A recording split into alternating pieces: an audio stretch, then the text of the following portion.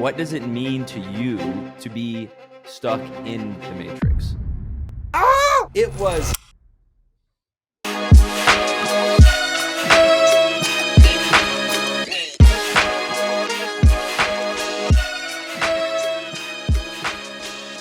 What's going on, guys, and welcome back to ngmi, the Web3 show, aka the future #1 podcast in the world. I am joined, as always, by my beautiful, sexy, humble, and hilarious co-host, K-Money. Kevin, how are you doing, man? Oh, me? Oh, dude, thank you, champ. I'm doing great, man. I'm doing really good. I'm extremely excited for this conversation. This was not on my bingo card for 2023 at all, but I'm grateful it is. How about you?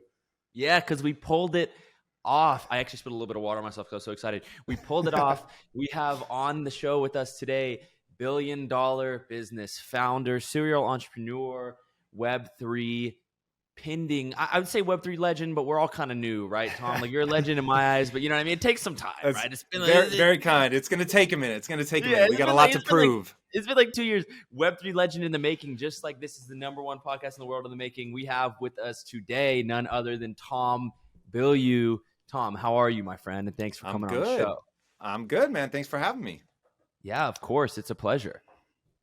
Dude, I have no idea like what went wrong in your life, Tom, to be here, but I'm just like forever grateful for this moment. Yeah, I'm a huge Quest fan. I think I might have even like DM'd like the Quest page about 6 years ago, just trying to like get you guys to like allow me to do product videos for you. So like this is just all coming like full circle. Love what you have done. Thank you, man. It's very kind. Yeah, it's been a wild ride, but I love it. There's no doubt. Absolutely. I was just gonna say, so like obviously since like this is like more of like a Web3 centric kind of show, so most of our audience, they're just a bunch of degens trying to figure out their way in like this Web3 ecosystem. So if you don't mind, do you mind giving yourself like a brief introduction for them? Yeah, not at all. So I'll give you like the whole shebang, but really tight. And then if there's something you want to drill into, let me know. Perfect. So went to film school, knew I wanted to be a filmmaker from the time I was 12, graduated, thought I would get the 3-picture deal. I did not. Wrote a screenplay, got turned into a feature film. I was very disappointed with how that whole experience went. Met these two very successful entrepreneurs. They said, you're coming to the world with your hand out. If you want to control the art, you have to control the resources. Come with us and get rich. I thought, amazing, let's do that. I thought it would take 18 months. It took 15 years, but it worked. And then in that, I learned all about business, and now am building a studio and have been for the last 6 years called Impact Theory. And with that, I told the team, look, our job is to stay alive long enough to find our moment of disruption. I couldn't have told you that that was going to be Web3 when we started, but that's what it ended up being. And then from the moment I heard the letters NFT strung together for the first time, it was only 72 hours until we pivoted the company into being a Web3 company, allocated millions of dollars in development, and just went ham and have never looked back. So we have launched a couple different projects in the space that we are busting ass every day to build into meaningful projects and franchises. The first was our Impact Theory Founders Key. And then after that was Mary Mods. And now we're about to release a thing that like is going to be our hub and holds everything together, which is Project Kaizen. So we can go into as much detail on any of that as you want. Just let me know and we'll do it. Yeah. I'm sorry. I'm actually going to rewind that all the way back to the very beginning, which is the feature film thing. I'm assuming when you're talking about that, you're referring to, was that Brazen Bull all the way back in 2010? The first one? It was, yeah. With wait a minute, because with Michael Madsen, who was also in Quentin Tarantino film Kill Bill. Yep. So fun little known fact about Tom Bilyeu, there's a Quentin Tarantino crossover by proxy. And I was on a panel with him, a Web3 panel nonetheless. So I wish the connection were a little deeper than that, but yeah, it is all true. If any of us on this podcast have the best chance of getting in touch with Quentin Tarantino, it is you. There it is. I was just going to keep sending him feed pics until he responds. Yeah, it's just curiosity, right? Like, I don't know almost anything about Tom Bilyeu, filmmaker, in that part of your career. Like, what was that like, and why did you leave and go on to do what you're doing now? Okay, so I literally, when I was a little kid, I grew up in the just from my perspective, the best time ever for somebody if you're going to fall in love with movies. So I'm a product of the 80s, and the film there gave me a sense of what my life could be versus what it was. I loved it. I also think just I'm a natural responder to narrative. So it's always made a lot of sense to me. I think in narrative, and, really got hit with some of the legendary stuff. So Star Wars was utterly transformative for me as a kid. That was huge. I was part of the era that grew up on Saturday morning cartoons. So it was just like G.I. Joe and all that storytelling, which just absolutely fell in love with. And my dad, this is like one of those weird stories where you hear about these really small but fortuitous things that end up changing the trajectory of someone's life. Bill Gates has that incredible story about he happened to be going to school where they had access to a mainframe like in the 70s, and it was just like so unheard of. And I had a similar thing where my dad's company, for whatever reason, they bought a camcorder. And they told the staff, hey, if we're not using it, you guys can take it home. And no one ever did. So my dad started bringing it home when I was a kid. And I remember there was one day, my friends and I mean, this is all like, this will seem so like, oh yeah, everybody does that now. But back then, this was so weird. And my friends and I would make like little goofy videos where we would pull pranks at the grocery store or fake like we could dunk a basketball, but really we had lowered the hoop.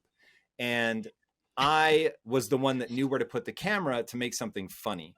And so I remember my dad made an offhanded comment, and he goes, I think you might be better behind the camera than in front of the camera. And he may have just been trying to tell me, like, you're such a dumbass in front of the camera. Like, you should get off screen as fast as possible. But I took that as, oh, whoa, that's interesting. Like, behind the camera is a thing. And so that was when I was 12. Started really thinking about that. Shot a lot of short but horribly stupid films as a kid. And then knowing that I wanted to go to school, it was, what am I going to study? And just was so passionate about filmmaking. Went to film school and found out there that I loved it even more than I thought I did. And it's film school is one of the things that taught me this idea of what it means to take an interest, see if you're fascinated by it, meaning the more you learn about it, the more you're into it. So if you see how a magic trick is done and you're less interested, that's not going to be something you want to pursue. But if you see how a magic trick is done, you're like, whoa, that's more interesting, which is exactly how I responded to film. It was like, the more I learned about 3-act structure, where to put a camera, how to edit, how sound design is done, how, you can make coconuts being clanged together sound like a horse's hoof. Like all of that stuff to me was like, this is the most amazing thing ever. And so I realized it was a fascination and I wanted to turn it into a passion. To me, a passion is something that you're getting good at and you get feedback from people that has positively impacted their life, which then makes you want to get even better. And so you get into this virtuous cycle. And so through film school, I really got into that. And I was getting a lot of accolades. In film school, I was one of only 4 people selected. USC, certainly when I went there, was arguably the best film school on planet Earth. I was one of only 4 people selected to direct a senior thesis and just completely failed. And so what seemed like it was about to be a really cool part of my story ends up just like crashing and burning. And so this is all pre-internet. This is all before phones and cameras merging. So I just didn't know how to break into the industry. And then that ends up leading to me getting into business and so on and so forth. Dude, I had no idea about your film background, but it all makes sense because I remember the first time I watched Impact Theory, I was like, man, like this isn't just like a normal like podcast or like interview kind of show. I was like, their camera angles are like exceptional. Like I noticed you guys use like the sliders, like just the cinematography alone. I was like, this seems different. So now it makes sense that like, you have like, and that was way crazier background. 7 years ago. So when we first started Inside Quest, which was the original iteration of the show, that was how we came onto the scene so strong. Was we shot it like a full-blown TV show when most people weren't even setting up an iPhone to capture, let alone shooting it at that high caliber. Now it's kind of de rigueur, like so many people do cool visuals, but at the time, it was very weird. Yeah, it was interesting for me because so I really resonate a lot with your story because like when I was young, I knew immediately like I wanted to be a director. So I like learned all of the ins and outs of filmmaking, of like videography, editing, like grip, lighting, sound design. Like it all fascinated me. So very much resonate with your story. And it was funny because I remember when I was doing like a lot of client work when I had like my production company. I remember I was like reaching out to like, high performing entrepreneurs, and I was like, oh, like let me, revamp your production and like make it a better quality. And I remember I came down to your list on the name, I was like, yeah, there's nothing I could do. Like it's already so good, because like this was back in like I think like 2016, 2017 or something. And I remember like looking at everything and just like every other show on YouTube or any like podcast or interview, whatever, it was like just like a normal, like kind of like maybe like like maybe just one camera, like just like a wide or something, like kind of setup. Maybe if they're if they're bougie, like a 2 camera setup. I remember just seeing yours and like the way like the pacing and the editing and just like the brand, like everything about it. I was like, there's literally nothing I could do to make this better. So like you were one of the very few entrepreneurs that I didn't hit up to try to like help out the production. So that's it's really cool to see like that side of you. I had no idea, and that makes me so much more bullish. I just kind of knew you as like the quest daddy, but now it's now you're the storytelling quest daddy, Yeah. So cool. the funny thing is, for me, I've always believed that storytelling is like my real superpower, and everything else I've had to learn the hard way. And so getting into Web3 and building out franchises that are around storytelling, like this is the machine that I was always meant to build. Everything else I've ever done in my entrepreneurial past, I've always known like this is a stepping stone to something else. And it's been interesting, and it's paid off a lot to have, skill sets like having the kind of retail distribution that we had at Quest taught me a lot of stuff that informed how we approach the comic book industry now. But honestly, if I could do it over, I would just take a straight line into film. And I think knowing what I know about myself now, skill acquisition, how to learn something that seems daunting, all of that, if I could go back, I would be way farther ahead on my storytelling journey for sure. Might not have as much money, but honestly, I think I would have had a better time of it. And so I'm very excited, and I am hyper aware that given the nature of Web3, my feet are going to be held to the fire. Either I will pull this off, or I will crash and burn in the most public, spectacular fashion ever. But yeah, I'm excited for people to see what I can do on the story front. Yeah, I love that, because like storytelling is universal language. Like that's how people since the beginning of time, since the beginning of fire being created, people were like telling stories, and like that's how you connect and speak to others. That's how like the Bible is the best example of that. It's like here you have this like extremely like just this book that has like moral and ethics and codes like in it, but you use the vehicle of story to kind of translate that message, and like that's how we learn as human beings. So I think Web3 is like the perfect place to implement storytelling at like the greatest scale. Yeah, agreed. Absolutely. And Kevin, I'll add on to that like, especially when you think about business building and from a marketing perspective, right? Like, some of the most touted marketing teachers, authors of our generation talk a lot about story building, right? You think about like Russell Brunson and the attractive character, and how people think about sort of hook, story, offer frameworks. And I actually want to talk to you about something that has to do with marketing, Tom. And this may be a question you've been asked before. I'm not sure. I made a little bit of like a quip when you hopped on about the Matrix. But it has been for some time in, impact theories, mission statement, right? And in a lot of things that you do to break people out of the Matrix. Now, as you're probably aware, in the last 6 months, year, this has become a very popular phrase in marketing tactics. You think of the Andrew Tates, right? And the sort of red pill communities that have become massively, it was a huge wave in 2022, right?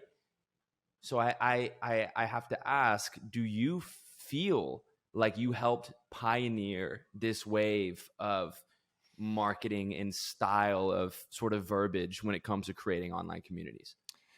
I'm sure I laid a brick, just because I have a big enough audience that if you hear me talking about it, I'm going to continue to popularize it. But I really do just have to give the credit to the movie. The movie was so unbelievable. And as somebody that was old enough, you guys seem too young, but I saw it like before it hit theaters. I actually theaters. Did you really? You don't seem that old. Okay, so I'm 30. I remember like that was my first like rated R movie. Like my parents took me when I was so young, and it just changed my life. Dude, being, as you know, being in that theater was insane. And I had never, honestly, to this day, I've still never had an experience quite like this. So I'll paint the picture really fast. And so that, just to finish that sentence. So yes, I've probably laid a brick. The movie though really is the juice. And just to put it in context. So I'm at like, so I've been into comics for a very long time, and I go to this broke ass comic convention in LA, and it's like literally people in like cardboard boxes, that kind of thing, with folding tables. This is like OG. So this would have been in the late 90s, obviously 99. And I walk around the corner, and all of a sudden I see Keanu Reeves, Carrie-Anne Moss, Joe Pantoliano, Joe Silver. And I'm like, what is happening? And they're like, oh, we're giving out free tickets to our movie, which opens in a week or whatever, called The Matrix. And I was like, oh shit, I've seen the trailer to this and it looks so good. But it came out like maybe a year after Dark City. And I was just like, oh, that movie ended up being such a bomb. And I was like, so I don't know if it's going to be good, but I hope. And so it was that night on Warner Brothers lot. I go and I see it. We're all sitting. Nobody knows what to expect. And that moment where Trinity jumps in the air and the camera like moves around her, the whole audience, dude, screams out loud. And it's like, ah! I'd never, like, even myself, I was one of the people that yelled. And so it was like, I've never made a peep in a movie ever in my life. Like, I'm the church mouse, does not make a sound. And so for all of us to scream out loud all at once, you knew you were onto something. Now, not only is the movie awesome, but I think it's like the perfect metaphor for the human experience. And so you put together just a killer movie that happens right at the right moment with a message that is truly timeless, and maybe even speaking more and more to the world that we're moving towards. So very prescient. It gets better every year. Yeah, man. So literally for a long time, I would watch it every year on the anniversary of its release date. And yeah, it's crazy. So I will say that, you know, the movie has carried the weight of becoming culturally relevant. Yes. I would love to claim my piece of that, but you know, really that movie's just so well, it's amazing. Everyone's favorite term now. It's every influencer's favorite term now. So the logical follow-up question is, what does it mean to you, as a metaphor for the human experience, to be stuck in the Matrix? Okay, so this I have like very real thoughts on. So everybody needs to be aware of something called frame of reference. Your frame of reference is the Matrix. The Matrix, it can be used to mean like deep state and all that stuff, but even that is an echo of very powerful people trying to build a world to match their frame of reference. If you don't understand frame of reference, you're already lost. So there's a guy named Donald Hoffman that people need to familiarize themselves with him. I've done, I think, 3 interviews with him now at this point. And he has a thesis that I think really explains why frame of reference is so real. So frame of reference is how you see the world. It's your values, your beliefs. People think what they believe simply represents objective truth.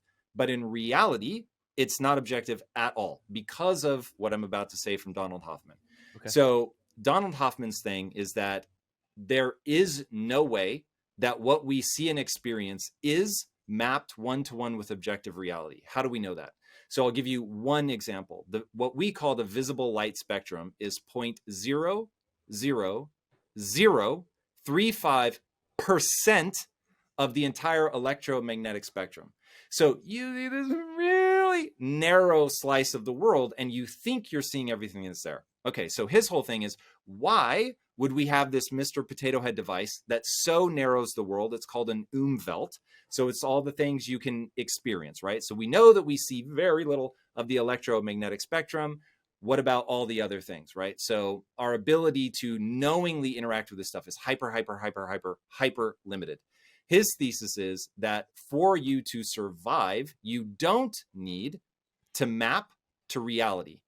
And to survive, you need an abstraction that is deeply simplified, but works in a way that you can interact. So the example he gives, and I think it's brilliant, if you think about playing Grand Theft Auto 5, what's really happening is electrical circuits are opening and closing to basically replicate zeros and ones. If you had to run down the street, carjack somebody, do the triple flip on your motorcycle, by opening and closing electrical circuits really, really fast, you would lose every time. And not only that, the game would not be any fun whatsoever. So we create this graphical user interface known as a GUI that you just interact with, and you play with your controller and you do the things and you see a car move and all that. But that's not reality. Okay, that's just a layer of representation. So the reason the Matrix is the ultimate metaphor is it, as a story, tells you that, hey, what you think is real isn't actually real. And the closer you get to foundational truth, and now I'm using my words, the closer you get to foundational truth, the more accurately you can predict the outcome of your behaviors.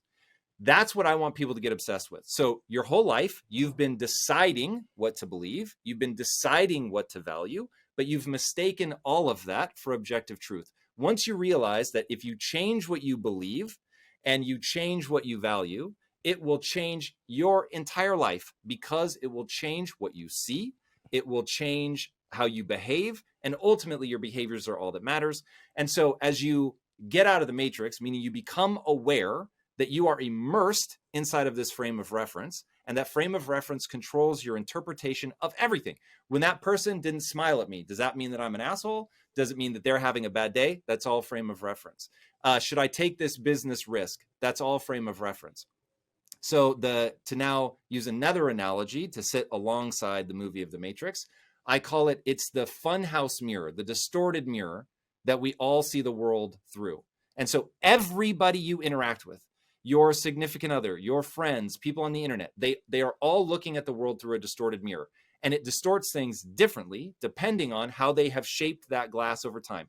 Maybe they've been traumatized. Maybe their parents had drugs and alcohol while they were pregnant. Genetics, all of it comes together. The kid that bullied them in the 3rd grade, the book that they read, the person they fell in love with, all of it. It's making these subtle warps and changes in the mirror.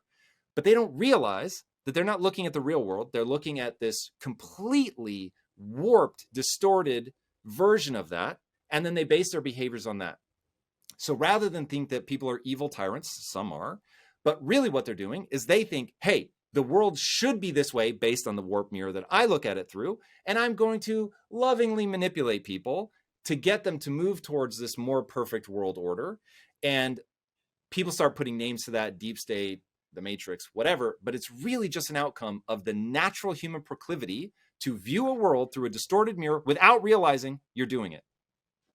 Wow.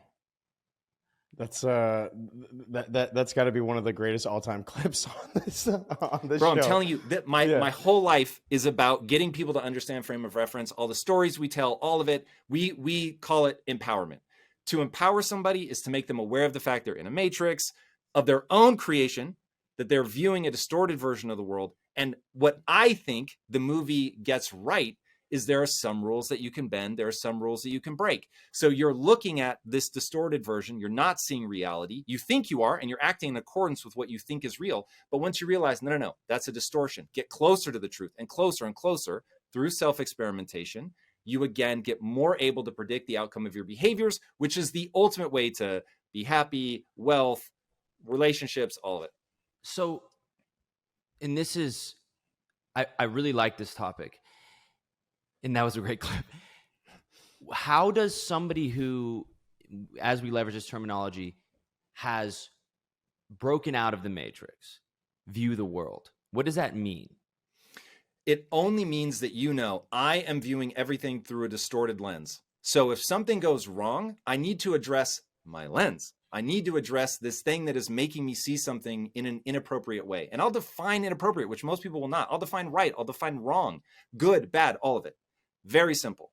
You should have a goal. That goal should be exciting to you and honorable, meaning that it not only benefits you, but it benefits other people as well. Okay, so we have an exciting and honorable goal. Now, once we have that, everything that we do, we should be asking, did this move me closer to my goal or further away? If it moves you closer to your goal, it's right, it's good, it's working. If it moves you farther away from your goal, it's wrong, it's bad, it's not working. So you have to be very careful about your goal. And there's going to be a lot of arguments about what goals people should pursue. But let's set that aside for a second and just talk about everything in life is what I call the physics of progress. The physics of progress is literally rewarping your mirror to show you something that is more closely related to the truth so that you can more accurately predict the outcome of your behaviors. because that's your goal, right? I'm trying to achieve something. I need to understand if I do this, is it going to work or not? And so you're building, and the human mind is a prediction engine no matter what. So it's like you're trying to leverage that prediction engine to get where you want to go, but you're doing it through this completely distorted reflection. And so as you experiment, and this is the physics of progress. So as you experiment, it doesn't work quite the way you wanted it to. You look at that, you really embrace, okay, something went wrong here. What do I need to change in order to run a new experiment that's a little bit more intelligent than the last one? And then as you get in that loop, then now you can make all the progress you want, which is how I've been able to go from scrounging my couch cushions to find enough change to put gas in my car to selling $1 billion business. Interesting. So it all like, it just to kind of simplify, it all like really comes down to like self-awareness at its core. And so I like, for someone who, you know, is still in the matrix or so, and like, you know, like all of these are like brand new ideas to them, like what would be like the first step to kind of, you know, being able to identify like your frame of reference? Like what are some beginner kind of steps that they could take to being able to like identify that and to like, you know, gain the self-awareness that it would take for you to like understand like, you know, your feedback loops, like how you react to things, like all of that. Okay, so first you just have to acknowledge that that is the truth, that everything that you think is real is something you have chosen, oftentimes by accident, to believe. And so now we're going to question everything. But what you need is a heuristic by which you question it. And that goes back to, I have an exciting and honorable goal, and now I'm going to figure out, did what I just did move me towards or away from my goal? So now you have to start writing things down. You're going to write down your goal in a few key areas of your life. So what are you trying to achieve? Because if you don't know what you're trying to achieve, you're going to wander aimlessly forever, and you will have no North Star by which to answer these questions. So you write down your goal. Then you're going to start writing down your beliefs. What do you believe? I've written down 25. I've published for free. Anybody can go look at them, search my name and belief system. It will come up. And those are the 25 things I realized everything that I do in my life is predicated on those things being true. And so I act in accordance with those beliefs. Now, I've updated those before. So it's like, if one I realize is suboptimal, I'm going to get rid of it and put a new one in its place, or I'll add a 26, whatever. So I have my beliefs. Then you need to write down your values. Like, what do you care about? So I'll give you my top value is my marriage. Why is my top value my marriage? Because nothing has given me more of what I want, which I'll shorthand to fulfillment, than my marriage. My marriage is at times difficult, but it's worth the energy and effort that I put into it. My marriage requires sacrifice, but it's worth the sacrifices that I make. So cool. I knew what I want, fulfillment. I know that my marriage gives me more towards that than, say, my business or even the rest of my family. But those three things are my top three things, right? But then you also throw in things like integrity and stuff. So you have to figure out what the ultimate question to answer in life is, how do I feel about myself when I'm by myself? That's all that matters. Okay. So if when you're around people that hype you up, you feel good, but when you're alone, you feel like shit, you're doing something wrong. So you've got that top line goal. How do I feel about myself when I'm by myself? And then what are the things that I need to do in order to respect myself and believe that I have self-worth? And you write it down. And so getting people to document all this stuff, refine it over time, super important. And then, and here's the one nobody can do, or very few people, when you mess up, and you will mess up, you need to take complete and total responsibility, not mostly responsible, like Jocko Willink, extreme responsibility. The weather is my fault. And so now it's like, it's not that I can control the weather, but it's that I could have made a better plan for it. Okay, so now that I'm taking my life, this is what I say to myself all the time. My life is an exact reflection of my choices. So if I want a different life, I need only make different choices. Now the prediction engine kicks in, and I need to figure out, where am I making suboptimal choices? And what do I need to learn? Because there's obviously a gap of knowledge. What do I need to learn? Which in most cases, by the way, it's controlling your emotions. And then beyond that, building your self-esteem around being a learner, not being right. So most people have built their entire self-esteem around being right, being smart, being clever, fast, strong, whatever. And so whenever they're confronted with, there's somebody better, smarter, faster, it doesn't feel good. Nature only has two levers. You're going to move towards what feels good. You're going to move away from what hurts. And so when that realization of, oh, I'm not as good as I thought I was, hurts, then you make it somebody else's fault because that feels better. but it doesn't move you towards your goal. But that's okay, because you didn't write your goal down anyway, so you don't even know what you're moving towards. So now, and then there's another complex idea. Every day feels like, oh, I've got plenty of time tomorrow. And because people have that feeling, they don't take like, oh, I'm just sort of placating myself today as being problematic. But that's how 30 years go by. But if you have a goal with a date and you know, whoa, I just missed that date. Oh, I just missed that date again and again and again. Now all of a sudden you're like, whoa, I'm not doing anything with my life. But you have to write that stuff down, hold yourself accountable, soothe your own emotions, build your self-esteem around learning, all of it. I'm about to ask you another question because this is so valuable. Listen, for the listener, Tom is much wiser than I, but if I can extrapolate my own experience and emphasize one thing that he said that I have learned in the last year of my entrepreneurial journey, the biggest trap in your entire career of self-development, of business development, is placating yourself by feeling like planning is productive. If you are constantly planning, if you know what your goal is, and all you ever do is hit yourself with cheap dopamine spikes about, I'm going to do it tomorrow. Once you know what your goal is, anything that you are doing that is not actively working towards that goal is a waste of time. And like Tom says, that's how 30 years go by. And my gut tells me that you did not build $1 billion company by sitting around and planning, but rather by doing, by breaking shit, by fixing it and doing it again.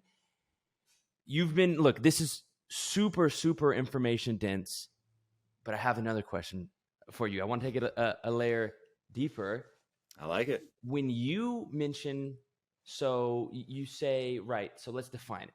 Your goals should be, I believe you said honorable and ambitious. Were those the two terms? Exciting and honorable, correct? Yep.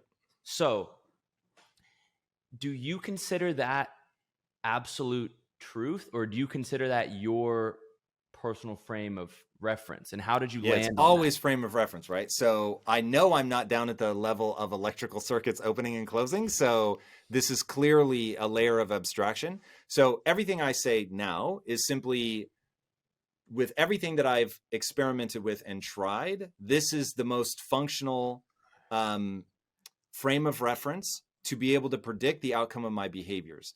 I will continue to refine it, but that feels like it's the culmination of 47 years of trial and error has led me to that statement today. But when I've got 50 or 55, will I have something even more useful?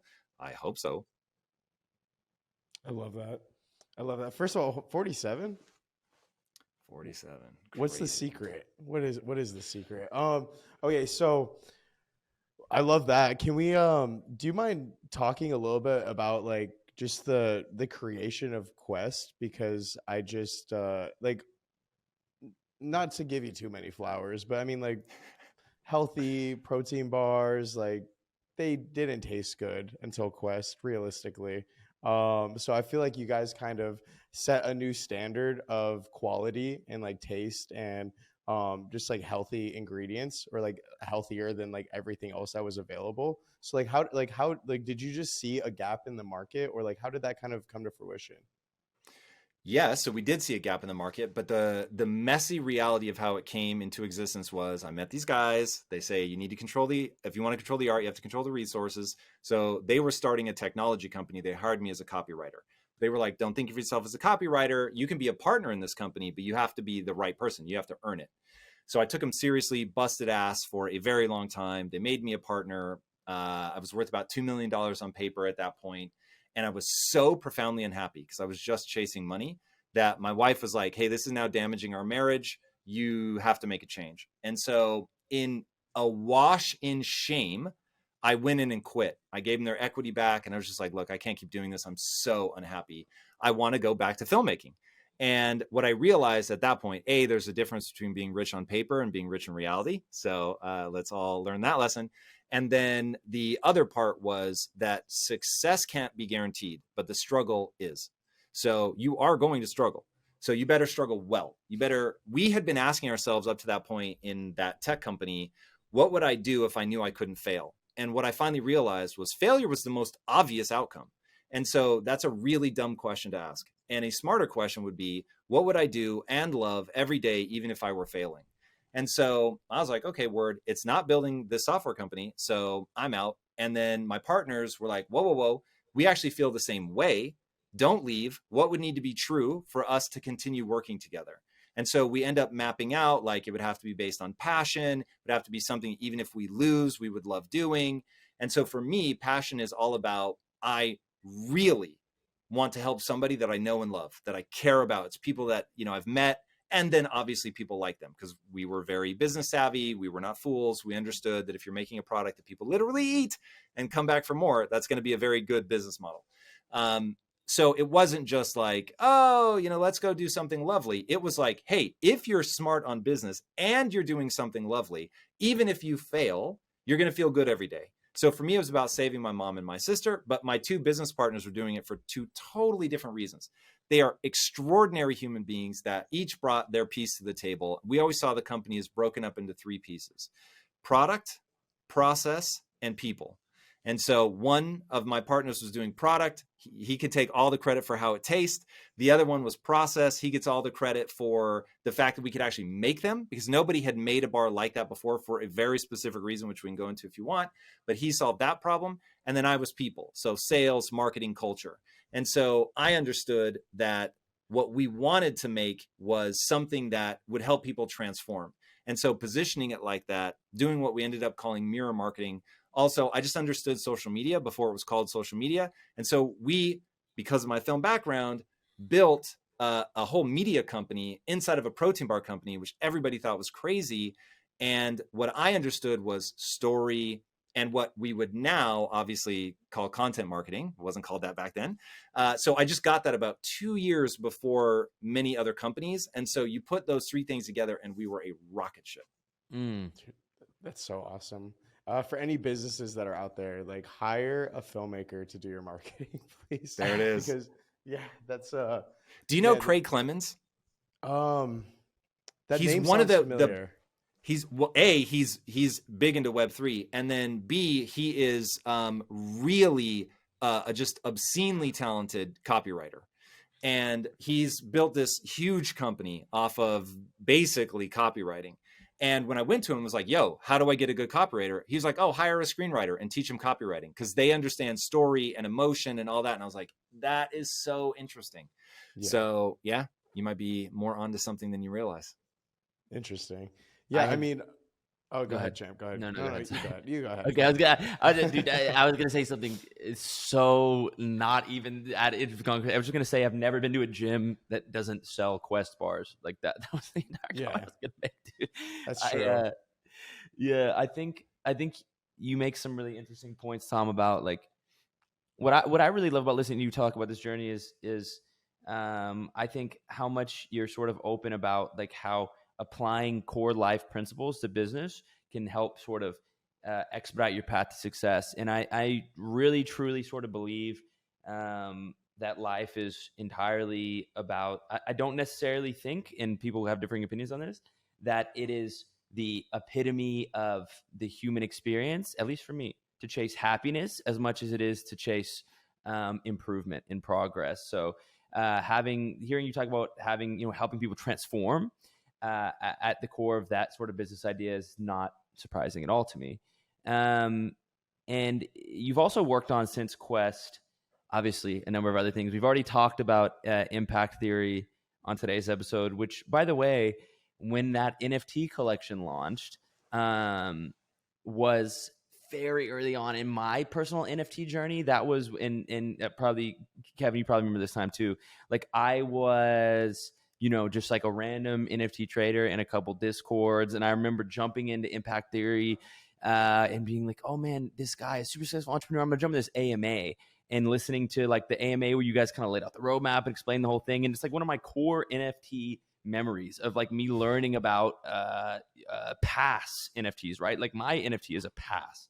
And watching all that roll out has been really interesting. But now, as I understand it, you are working on another project, sort of under this larger umbrella called Project Kaizen. Can you talk a little bit about what you're working on now? Because to me, it's I'll admit, like kind of largely an enigma. I don't really even know what it is. Yeah, so this is all part of that, the Impact Theory Founders Key. Um, we are a studio, so we're building out a bunch of different IP. And so we have, if you know Shueisha at all, they're the #1 publisher of manga.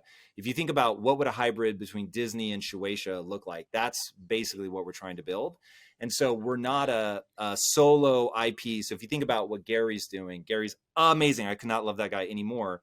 But he's basically one IP is going to build that out, and there are advantages to that, and I totally get it. But when I look at the Shueisha model, the Disney model, where it's like you've got just a ever growing catalog of IP, we knew we were going to take that strategy. I have so many stories that I want to tell that I think will hit people. I want people growing up with what we do generation after generation. You've got to feed that beast. And to pull that off, I needed a hub. And I think that Web3 introduces, I should say, the blockchain. The blockchain has created, and I don't think most people realize this, but it has made possible an entirely new form of entertainment that I call borderless entertainment. And so borderless entertainment is maybe you're on the console, maybe you're on your computer, maybe you're watching TV or a movie, maybe you're on a subway.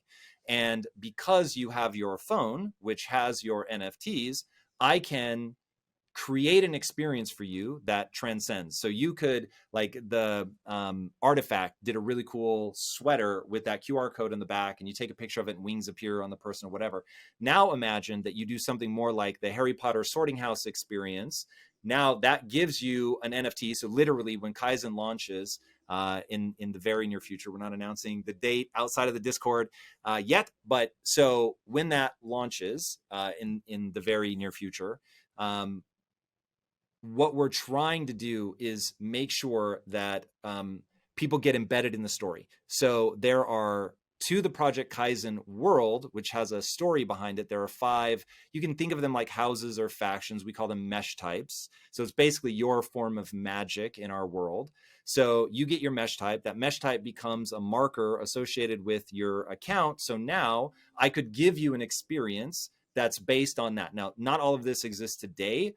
This is like where we're going with how we're going to do it. So going back to the Harry Potter as an example, imagine if I know that you're passing one of the locations that Harry Potter was filmed in, you're on the subway, and you're in Hufflepuff.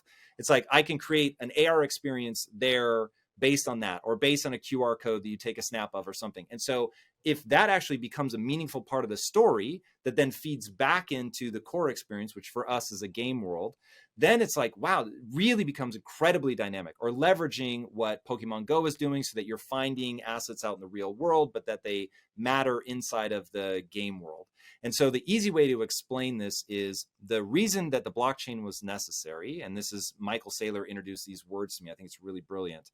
The blockchain introduces the properties of physical matter to digital items. And so now I know where that digital item is in space. I know who owns it, who has, control of it. I know how many there are of them, and I know what they allow to happen. So whether that opens something up inside of a game, whether that gets you free tickets into an experience, whatever. So that's the holistic way that we're looking at it. Project Kaizen is that shell where all of our IP can come and be a part of that. So we've got Merry Mods. So you can expect there to be a Merry Mods experience inside of this game world that we've built for Project Kaizen. But there's also a larger story to Project Kaizen. So this is one of the characters on the shirt. And so what we've created, some people would round it to a metaverse, because I think what we think of as a metaverse is like 10, 15 years away. I don't use that, but that would certainly get people in the right direction. But it is a game world built in Unreal Engine that allows people to create an avatar that is built of individual NFTs. So your shoes are NFTs, your pants are NFTs, your helmet's an NFT, your shirt's an NFT, your sword's an NFT, all of that. You can mint those together as one avatar, but then you can also unmint that back into the individual pieces, change the hat, change the shirt, the sword, the whatever, remint it, re-enter the world. And so from there, we'll build in like these concentric circles. So we'll start adding mini games and things like that as we go. Also storytelling. We've got some really cool partnerships that we're going to be doing later in 2023. So yeah, Project Kaizen is our hub. It's amazing, like especially hearing everything about your past and your background, it kind of seems like it all in a sense is like leading up to this, because it's like here you get to, you know, like all the things that seem to be interesting to you, like, you know, filmmaking, storytelling, business, technology, like self-empowerment, like it's like all of these things are kind of like coming together at like this crossroad, and that's very similar to how I feel about like the blockchain web3, is like it provides a level of like culture and like community, that I've never really seen before. And I see finally, like for the first time, like you have like an industry that like really cares deeply about like artists and creators, in a really refreshing way, especially kind of coming from the entertainment industry and just kind of seeing like just the churn and burn of artists and creators. And yeah, this is really cool. So how long have you been working on Project Kaizen? Because this sounds very time consuming and like intricate to come up with everything. Yeah, no, it's insane. And my approach to this, I think, is useful. It might, I don't know how many other past projects will be able to adopt this, but this is how we went into it. So we've been working on Project Kaizen for almost a year now. So I think we started development either late January or early February last year. Originally in the roadmap, it was just like avatar. So we were just going to we knew that the keys weren't a very cool avatar. So we were going to give people like, here's a, standard PFP. And then as we started building it, we realized, we've got all this IP that's going to be coming. We need a place for it to live. And one thing that I really think is fascinating about Web3 is we're building a lot of the entertainment values, not in the same vein, but we're building the same entertainment value that's been built in Web 2, but we need to do it in what I'll call Legos, right? So you have to build a piece that has to be interesting and engaging and monetizable, quite frankly. And then the next piece needs to add on to that, and it needs to now be additive. It can't be two totally random separate things. And so you have to be able to build this thing out that over time gets bigger and bigger and more intricate. And otherwise, you have to raise, whatever, $350 million, make your AAA game and pray to God that it works. But it took, by the way, 5 to 7 years. And so there's something really interesting happening. So this is what we did. We launched. I told everybody, hey, I'm different. This is a long-term play. I don't see NFTs as an investment. 99% of NFTs are going to go to zero. This is at the height of the bull market. People start making fun of me. He doesn't know what he's talking about. And I'm like, don't like go crazy on this and, put your life savings. Like, this is going to take a very long time to do the vision that I have. But the great news is that I'm self-funded. So I am going to do this. So I don't need to sell the keys in order to make the money. So we sell the keys. I see people buy in like crazy. It scares the shit out of me because I'm like, dude, people are going to lose money, not my bag. So we put everything aside and have not spent a dime of that money. And so we've done 2 refunds. Like, if anybody's unhappy, you got in over your head, whatever, like, get your money back. Now, a big part of my thesis was the SEC is coming in with a hammer. They're going to start smashing anybody that fucking looks like a security. And you have got to be careful. So that's my big fear for the industry. I don't know what regulation is going to do, but we're in a very fortunate position where we can self-fund the creation of this so that no matter what they decide to do, we're in good shape. Just, man, you cannot fuck with your reputation. So that was our big thing from the jump. So we've been on it for a year. We're going to keep building in the space until I no longer believe that borderless entertainment is the future. We will just keep going, keep building. So we don't do roadmaps anymore. I learned my lesson. Obviously, internally, we have a roadmap. So we've got this, what I think is a really cool transformative roadmap that will show people what borderless entertainment can really be, but it's going to take years to get there. So our goal is to keep dropping things that are cool and interactive, like in pieces, right? So that you have a couple big updates every year. And then we try to create what we call either game loops or story loops, where we can go in and feed it. It becomes like its own engine. It'll become clear what we mean by that when the first phase of Kaizen launches, but that's how we're approaching it. Do you think that, and I have to ask this because you're talking about some of these experiences, do you think that AR or VR is going to be more important to the next 10 years of how we consume digital media? AR for sure. It's way more compelling because you're not tethered. So with AR, so here's how I see this. My ultimate fantasy moment. You have no idea how I'm going to freak out when this happens. So here is like the loose, again, we don't do timelines. We won't publish those just because we'll end up missing them and it pisses people off. This shit is way harder than it ever seems like it's going to be. I've learned that firsthand. So my magic moment is going to be when, let's take one of our comics. Okay, there's a comic that we're about to release called All Systems Go. So you love All Systems Go. In All Systems Go, there's a mech, and you go to a mall, and there's a QR code at the mall. Your phone buzzes to let you know to take a snap. You take a snap of it. It checks your wallet, sees, yep, you have, certain NFTs from, let's say, Project Kaizen, where All Systems Go exists. And now, because you have the All Systems Go NFT, a dotted line appears on the floor from your AR glasses. And you're like, oh, there's like this cool dotted line. Your friend's like, what do you mean? And it's like, you don't have it. And so they follow that dotted line. They go around the corner, and there's that mech that they own in NFT form holding a virtual quest bar. You grab the virtual quest bar, you take it to the GNC to trade it for a real quest bar. Okay, all of that technology exists today. So if that's what we can already do today, I'm not saying we have built that. I'm just saying the capabilities exist. Let me be real about timelines. Not saying. So yeah, exactly. People these things take a very long time, but nonetheless, the technology exists. And if that's what we can do today, you can imagine like more and more. So what I want is, if you're, let's say, a Project Kaizen holder, or you have an ITFK, and I go to my settings and I say, anybody that has an ITFK or Project Kaizen, I want them to see the mech that stands behind me virtually at all times. And so now, if one of you is a key holder, you'll see that I have like this really cool part of my identity walking behind me at all times, which I just think is cool, right? Or that you see me as my avatar. So if you've got your glasses on, you can toggle it on and off. That kind of stuff, man. When I think about, look, people can get into dangerous places over pursuing identity if you're not smart about it.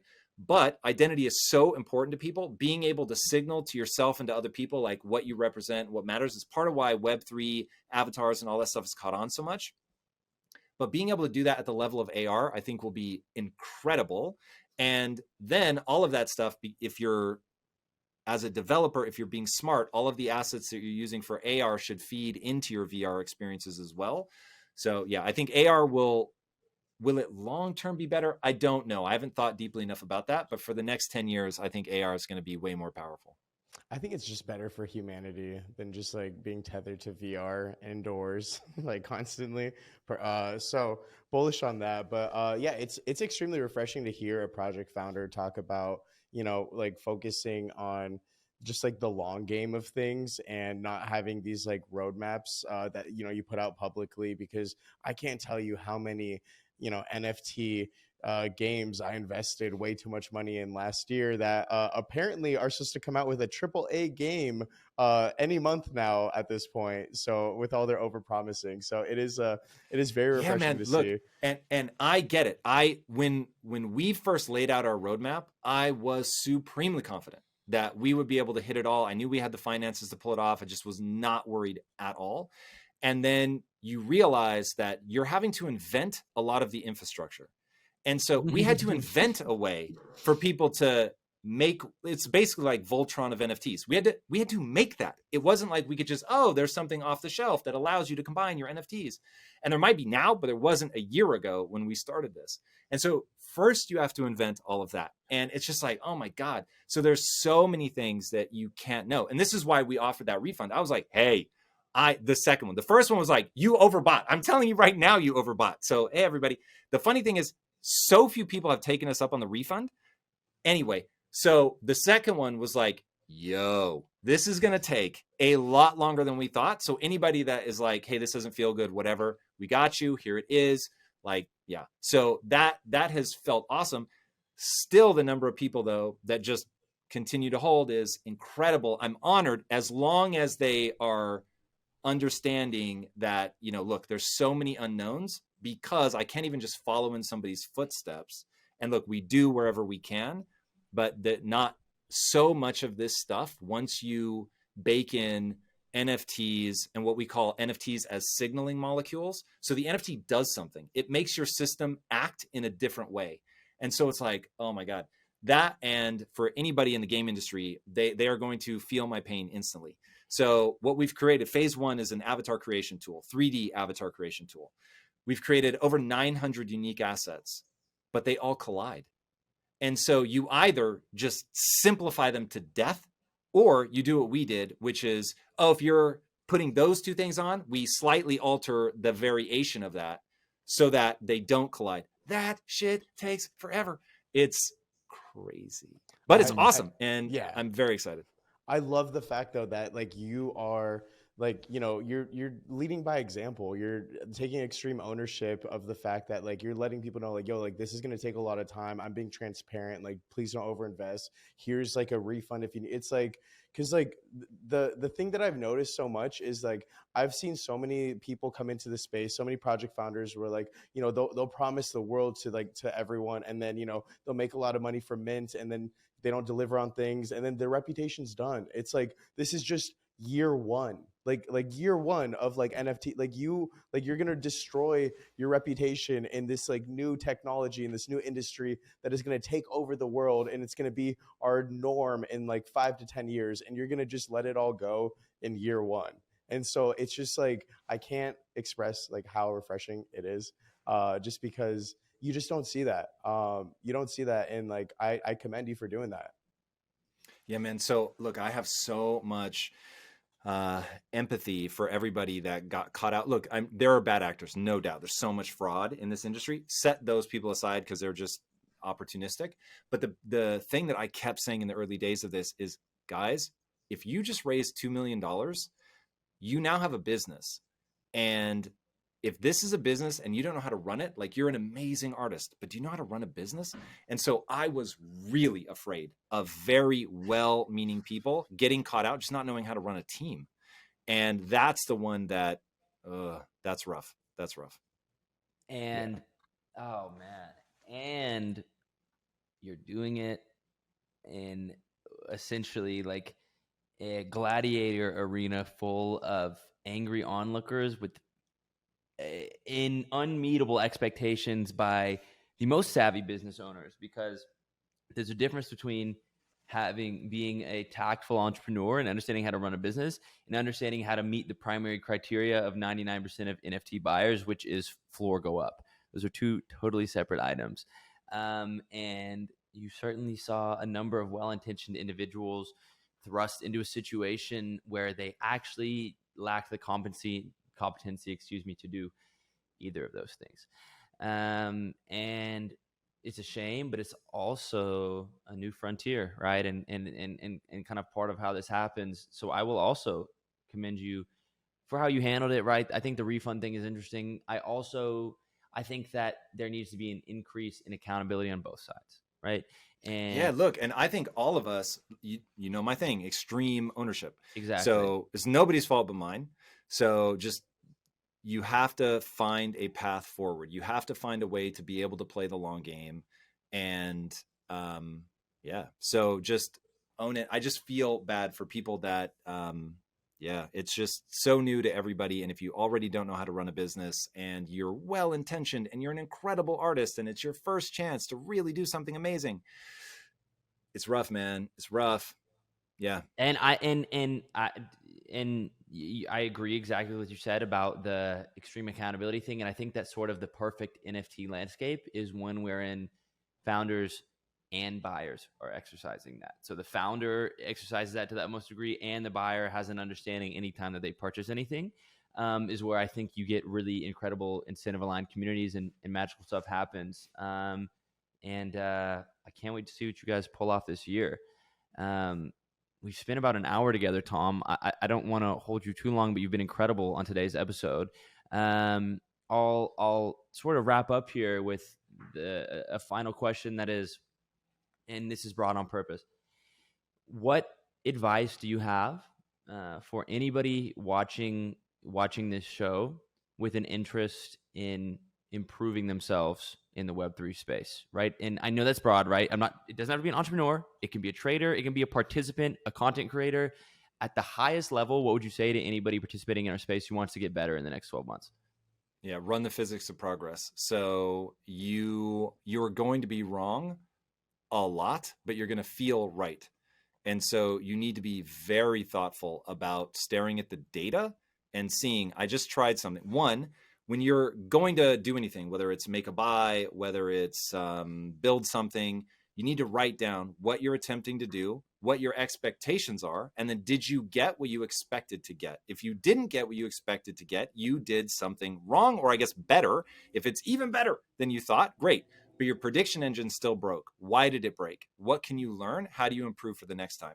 So basically, if you want to be ultra successful, you have to understand you get there by a string of smarter and smarter mistakes.